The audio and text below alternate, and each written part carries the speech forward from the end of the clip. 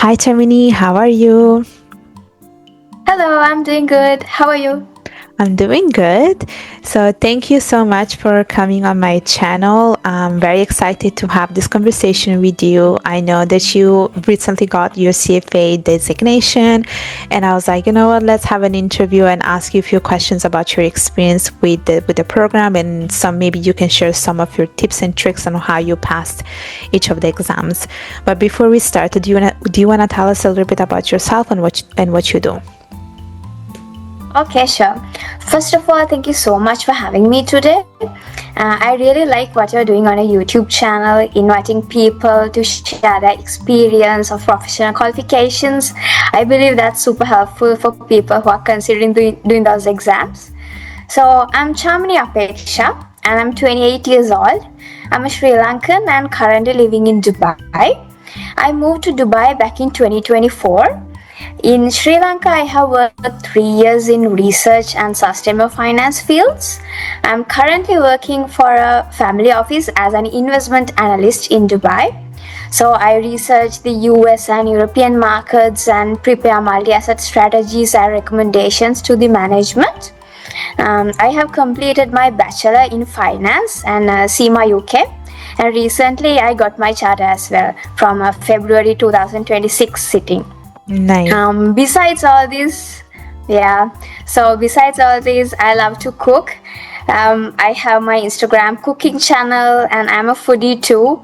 So I love to both cook and eat different food from different cuisines, I think that's pretty interesting. That's about me in a nutshell. Nice. I know that we both love eating, and I follow your page on Instagram. So it's great to see the different things that you're able to do. Thank you so much. So I would like to know a little bit about your experience with the CFA. When did you start, and what drove you to doing the program? Yes, of course. So actually the first time I heard about CFA is when I was doing CIMA. Our F2 lecturer always mentioned during the lectures that there is a qualification called CFA, and that is a golden qualification, or rather, golden standard in finance. He also said that it's not easy, but if you do it, that's it. So I still can remember those exact words. So that's how I got to know about CFA, and then later I researched and started it after completing my CIMA exams in 2019. And also with my education and career in finance, I thought CFA would upskill my career and open doors for me. As we all know, CFA is a globally recognized qualification, right? So my childhood dream was to settle overseas. I thought CFA would be the best key for me. I finished level 3 in 2026 January sitting. Actually, it took nearly 6 years for me because level 2 exam got postponed twice, and then with level 3 I had my university exams. I started working on my internship. I had my marriage, and then we moved to overseas. So there was quite a break. Actually, at the beginning, I had this doubt, like everyone. Will I be able to fully commit to this? Will I be able to complete all 3 levels, as there are no any partial qualifications? Because before starting, I talked to so many people who have done CFA, and then some people had stopped it in the middle, and then some said it's too hard, it's difficult to manage. But anyway, I thought, why not? I think we share the same kind of experience, because even before I started with the CFA, I had so much self-doubt. I was like, I don't know if I can do this. And I was also speaking with different people, and each person was telling me, yeah, it's really hard, I failed and this and that. But then I was like, you know what, I think I need to talk to people who actually passed the exam. And so that's what I started to do. And then I told myself, if they can do it, why can I not do it? And I started with the journey with the CFA program.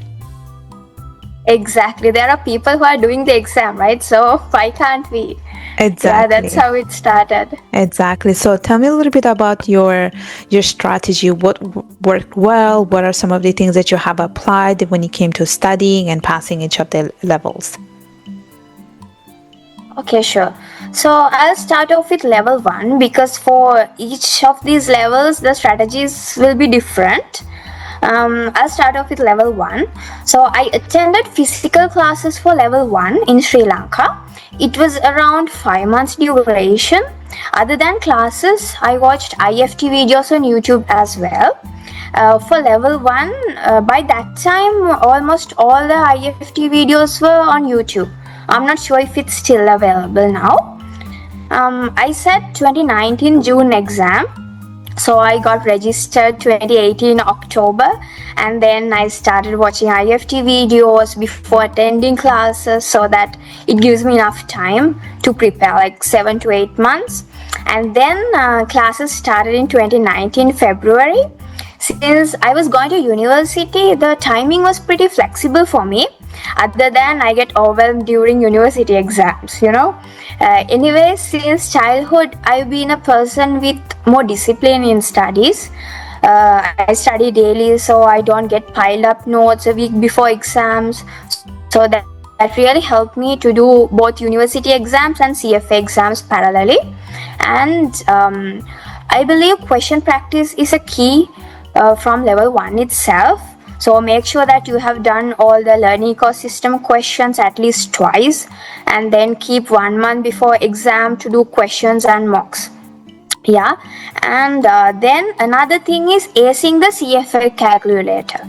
So it's been a big add-on since level 1 is more quantitative. So you can save time using calculator shortcuts and tricks. I attended several calculator webinars and watched YouTube videos for that. Personally, level 1 syllabus was sort of familiar for me as I learned the concepts earlier in my degree and CIMA studies, but fixed income and portfolio subjects were new. So I focused on those more. And ethics was also hard for me because I didn't have a corporate context in handling situations. So I did so many practice questions to tackle those. And then when it comes to level 2, the main difference is Fignet format compared to the standalone questions in level 1. So my level 1 exam strategy was not too different from level 1.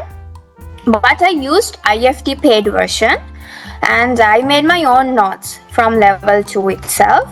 Actually, my exams got postponed due to COVID, so I had nearly 1.5 years to prepare for the exams. I think your case is also same, right, Urmi? Yeah, so... Yes, pretty much the same thing. I started in 2019, it got postponed, and for a year and a half, I think I wrote level 2 in 2021, I think. So yeah, it was quite painful. Painful. Yeah. Honestly, that's why I started doing my own notes, because I had enough time.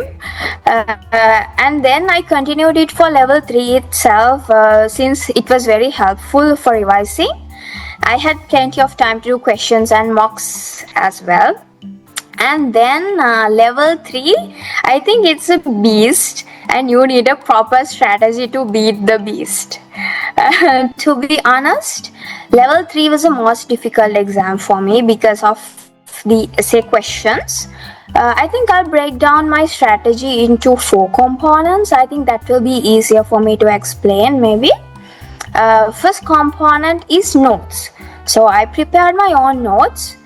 It improved my understanding, and also it's super helpful for the revising at the end. What I did is, first I read prep provider notes, and then I skimmed through the curriculum to make sure that I have covered all the concepts. I think that's mandatory for level 3 because some points are not available in prep provider notes. So then I prepared my own notes from the key points that I collected from prep provider notes, curriculum, and then questions. So I have everything in one place. And then next component is questions. So when each lesson is done, I did end of chapter questions, prep provider questions, and blue boxes as soon as possible, so I won't forget what I studied. Actually, blue boxes give the application of theory with examples in case format, so that's super helpful. And also I did like 20-30 questions daily from various topics to keep the concepts fresh in my mind. That was also very helpful. Yes, then third component is mocks. Actually, I started doing mocks early, like 1.5 months before exams. Even for the questions that I marked correctly, I read the guideline answers, since there's a lot to learn, right? There's a learning component there. Also, I would suggest to do mocks in online exam format or Word document format to practice typing, and it will improve your typing speed as well. Another thing is having a study partner so that you can exchange your answers and mark it, since there will be a biasness when you mark your own answers. Sometimes we haven't written the correct answer, but we think after reading guideline answers, that's what I thought. But you have to write it, right? So third person feedback is very helpful. And last but not least, time management during the exam. I think there are two things here. One thing is macro time management, and the other one is micro time management. Like answering each big question within 12 minutes time frame, that's macro time management. And then micro time management is also important, which is the time within one big question. Like there will be 3 or 4 sub questions for each big question, right? So you have to divide total 12 minutes by the available sub questions and only use that assigned time. But for MCQ sets, you will be able to save time and use it for essay questions at the end. And also make sure that you answer all the questions, as there will not be any negative marking. And also don't get panic if you don't know the answer of 1 or 2 questions, because pass mark is 70. It's not 100%. So these are the strategies that I have used during my exam preparation. Yeah, pretty like detailed, I would say. And it's the first time I hear someone talk about time management as like micro time management, macro time management. It's very interesting, but it's very good advice, honestly. And also the fact of having a study partner, I think it's pretty useful to have a feedback from a third person. Like you said, like when you are marking your exam, it's one thing, but when it's someone else marking the exam, it's another thing. And I actually never thought of that. So did you use a study partner for all the levels, or it was just for like a particular level? Yes, actually for level 1, since I attended for classes, there were some friends. So I had study partners there. But for level 2, actually I felt isolated with COVID, and also I didn't have a proper study partner. But with level 3, I had study partners. Actually, it really helped me to tackle the essay questions and all. Yeah, I also think a little bit like you that level 3 was probably the hardest, because you just have to connect every single dots with every single reading. I did feel it was a bit more challenging. I think level 2, the fact that it was postponed so many times, I think it helped a little bit to retain a bit better all the knowledge. Like, yes, it was I would say painful that it was getting postponed so many times, but then it gave you time to revise and really know all the information. But I do think that level 3 was quite challenging. I agree with you. So yeah. And did you use IFT for level 3? Because I know you used it for level 1 and level 2 as well. What about level 3? Which approved provider did you use? Yes, actually for level 3, I use CIMA package, Kaplan CIMA. So I use their Q banks, notes, videos. However, like throughout all my levels, I was using CIMA notes because it comes very handy, unlike bulky curriculums. Yes. Yeah. And I also think that for level 1, like you were saying at the beginning, like you were also like going to university at the same time. Like it's not always like I always discourage it. Like I always say, like if you're writing a level 1, don't do it when you are like in university, but you are an example of someone who can actually do it. So really congratulations on being able to do all of that all together. And for people, thank you so much. And for people who want to start with the CFA, do you have any particular advice, maybe one advice that you want to share with the audience? Yes, of course. So actually the first thing I would say is finding a suitable prep provider for you, because there are so many options these days. Since it's first time, you can do a lot of research, do cost benefit analysis, and then select a good prep provider. And then what I would recommend is to register for the exam through early bird registration window, because it will save you money and also give you enough time to prepare for the exam, like 7 to 8 months. So that's what I did as well. And then for level 1, the biggest thing is mindset. Like you can't study in 1 week like our bachelor or other exams to pass CFA exams. You have to stick to a study plan. You need consistency, discipline. Especially if you don't have a finance background, you should put more effort to study concepts. I would say even if you have a finance background, start with minimum 6 months. Another thing, as I mentioned, is pairing with the study partner. So it will make your CFA journey more fun. Lovely. Thank you so much for sharing like all these amazing tips. Before I let you go, do you want to tell us how people can connect with you? Yeah, sure.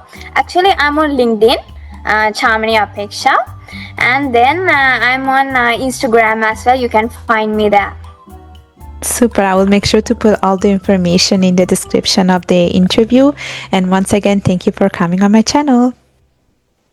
Thank you so much, Urmi. It's nice to talk to you.